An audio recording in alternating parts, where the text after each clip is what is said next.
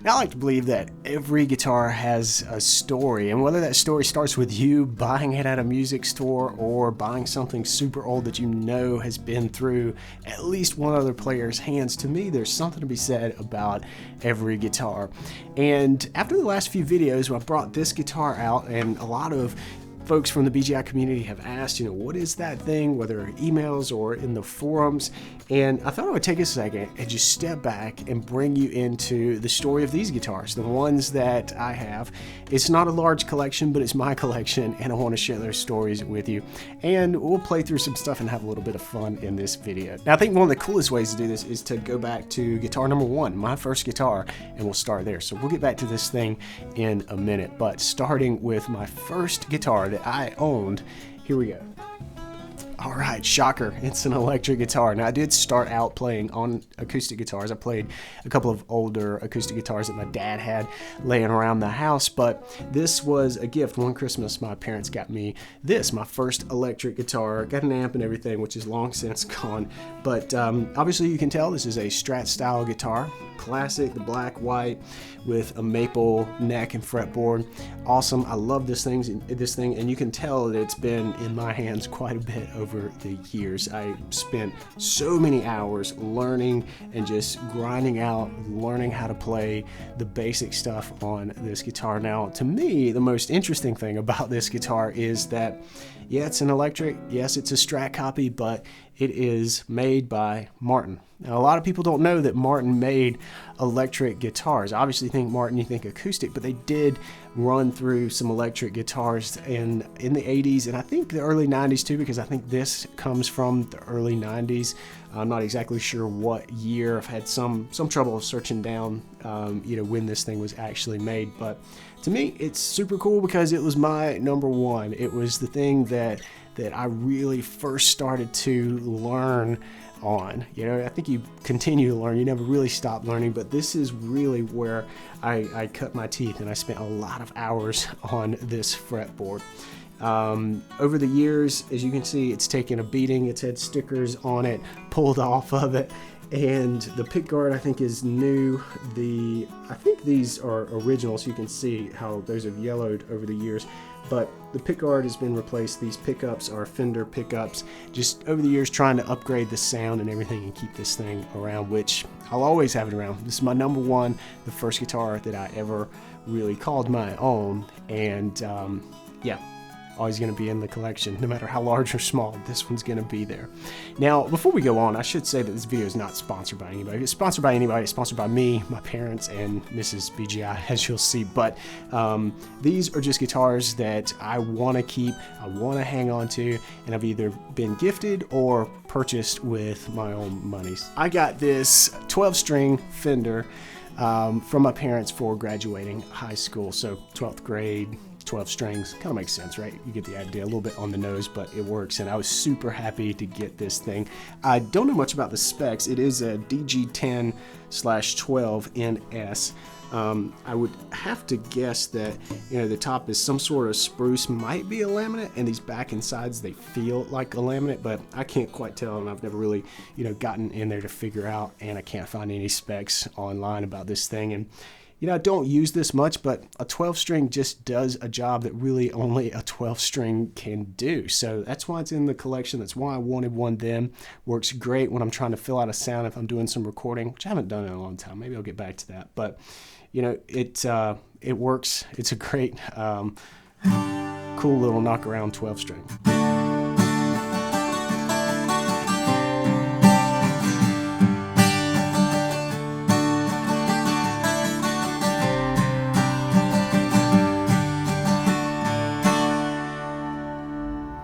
All right, the strings on this are dead, even though this thing sounds really bright. That's just the nature of a 12-string, but I'm not changing the strings on this thing regularly. It doesn't get enough play for me to invest the 7 or 8 hours that it takes to change the strings on a 12-string. All right, this guitar you may recognize if you've been around BGI for a while. This is my Larrivee D-05, D Dreadnought. It's mahogany back and sides, Sitka spruce top, ebony bridge, ebony fretboard, and mahogany neck, and I absolutely love this thing. This is one that I've got a cool story to share with you when I bought it. I went into a shop in Valdosta, Georgia, where I was living at the time, Rutland's Music. It was a great shop, and they had an awesome acoustic room, and I'd finally saved up enough money, and I wanted to buy a serious acoustic guitar. I had sold some stuff to free up some cash, and I went in wanting either a Gibson or a Taylor or a Martin, you know, the big three. And I'd never even heard of this brand, Larrivee. But the shop owner told me, he was like, I'll sell you any guitar that you want me to, but I'd like for you to try this guitar first, this brand of guitars. And I want you to close your eyes and feel the guitar on your body as you play. I never really did that before with an acoustic. This was my first real acoustic buying experience where I had someone very knowledgeable coaching me through it. He's like, feel it vibrating on you. Listen, use your ears, close your eyes, forget branding, forget everything. And I played some great acoustics. I played a great Taylor. I played a great Martin. I think it was an HD28 because it had the herringbone on there that day. And that day, this one won out. This particular guitar suited me. Now, those were all great guitars, and I'm sure if I bought one of those, I'd still be super happy with it. But that to me was a huge lesson. Like, close your eyes and use your ears when you buy. Forget the branding, forget what you see in the pages of the magazines, and buy based on what you hear. And that's what I did. And that led me to this Larrivee.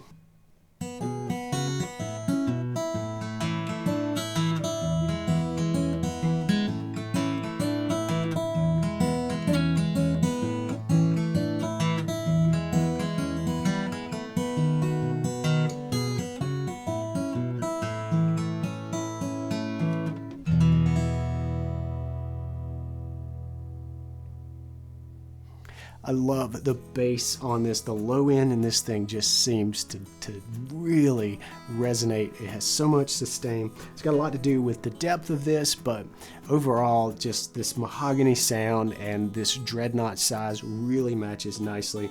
And I love this guitar by Larrivee. I've done quite a few jam nights with friends, backyard barbecue, all that fun stuff with this thing.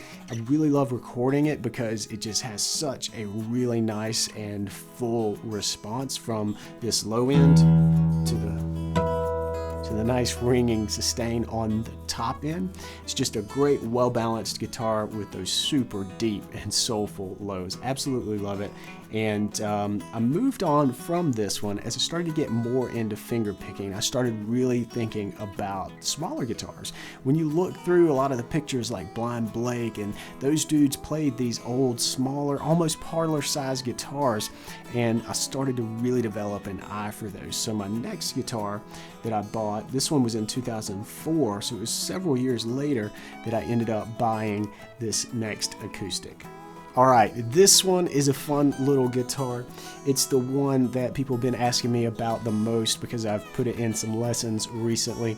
It's a Harlin Brothers guitar made in the 1930s. I don't know the exact year, but like a lot of guitars made in that time period, it's all birch. So we've got a birch top, birch back and sides, birch neck. And what really drew me into this thing was the finish. I absolutely love this burst finish and the understated sort of design, which I think again is really characteristic of the 1930s guitars that most people could get their hands on. And this one's been reworked, refretted, and really set up to play today by Steve Chipman at Vintage Parlor Guitars. That's who I bought it from back in 2012, I believe, and I was lucky enough to interview him to get some more information about what he does to these old parlor guitars, old small-bodied guitars. All right, I'm going to play this one, and you'll notice a very different and distinct sound when compared to that Larrivee Dreadnought that we just heard. That, to me, is one reason why I dig it. Plus, it's small enough, you just grab it and have a go with it. So here we go.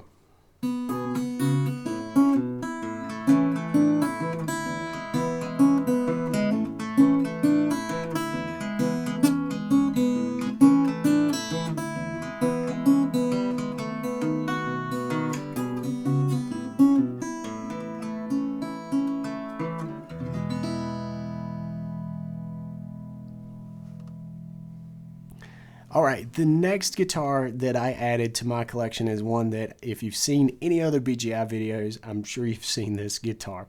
Let me grab it. All right, this is my Larrivee OM09. This is a Sitka spruce top with rosewood back and sides, and I didn't mention it earlier, but one thing that really drew me to the Larrivee guitars is the wood binding that you see here.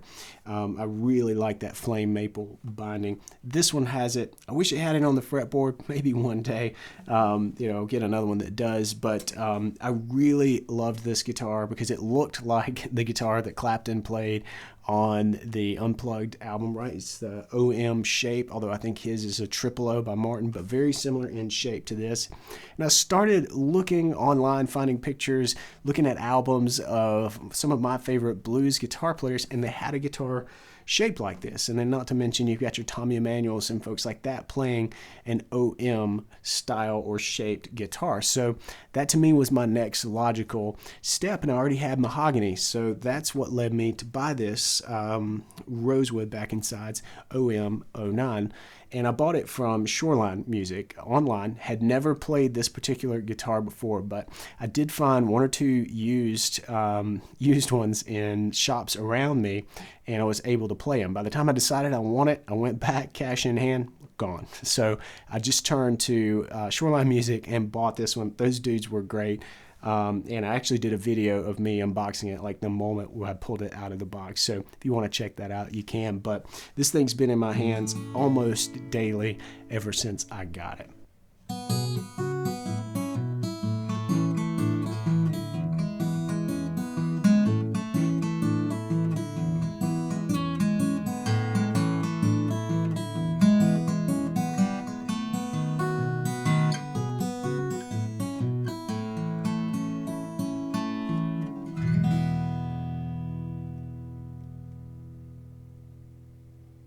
This is my number one. This is my go-to guitar. It's in my hands almost every single day. I love the way it sounds. It's the guitar in my collection that I want to hear the most. So that's why I think it gets the most playability. Plus, it's got an 1 3/4 width nut, which really spaces the strings well for me to play finger style.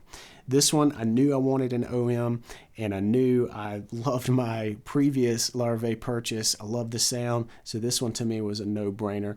And perhaps there's more Larrivee guitars to come into my collection, but right now I am super set. I love this thing, and that's why you see it constantly on the channel, except for those times when, say, only a resonator will do. And that is my very next purchase. I bought this one. Let me get it. All right, this one is a gold-toned Paul Beard Signature Deluxe model, and it's all maple. This thing, I don't even think there's a note. Well, the fretboard is ebony, but other than that, this thing's maple. Maple top, maple back, maple sides. It's got my favorite style of finish on it, the sunburst. And to me, this thing just does its job. Super specific. Anytime you want to play slide, you want that resonator sound, this is it. You're really only going to get that if you've got this cone happening here.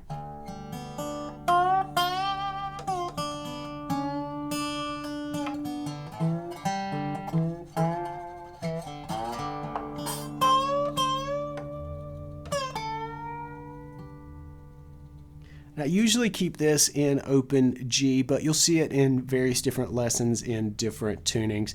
Works great as a finger picker. I've used it on the back porch with some jam nights just to get some extra volume and projection out there. All right, so this is my latest guitar purchase, and it's an electric guitar. I needed something to kind of keep my electric chops up in case there was a jam coming, or really just to lay down on a track or have some fun with even.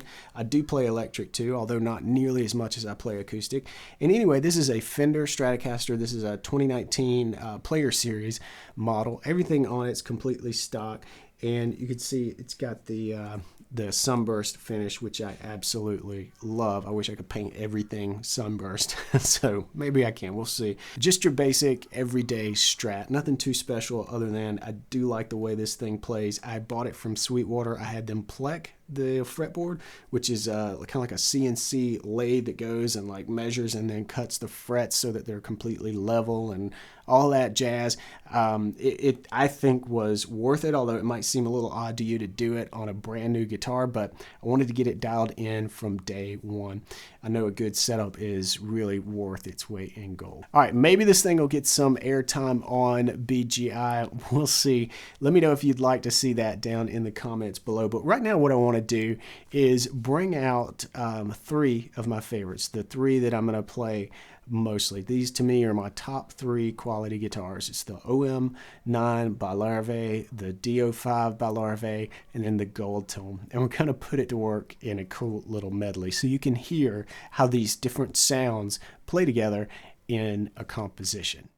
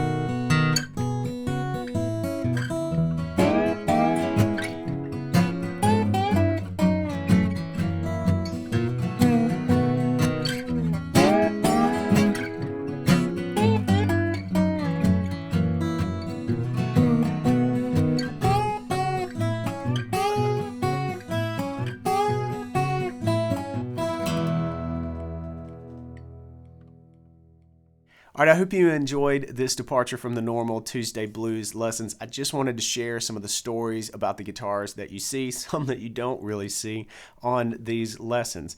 And as I'm wrapping up, I'm kind of thinking, I'm really curious. I'd like to know your thoughts on what you think is missing from my collection. What would you like to see me buy? Not that I will, and not that I'm even in the market, but I think it'll be a fun discussion. So let me know in the comments below. Be back next Tuesday with an Acoustic Blues lesson. Until then, practice smart and play on.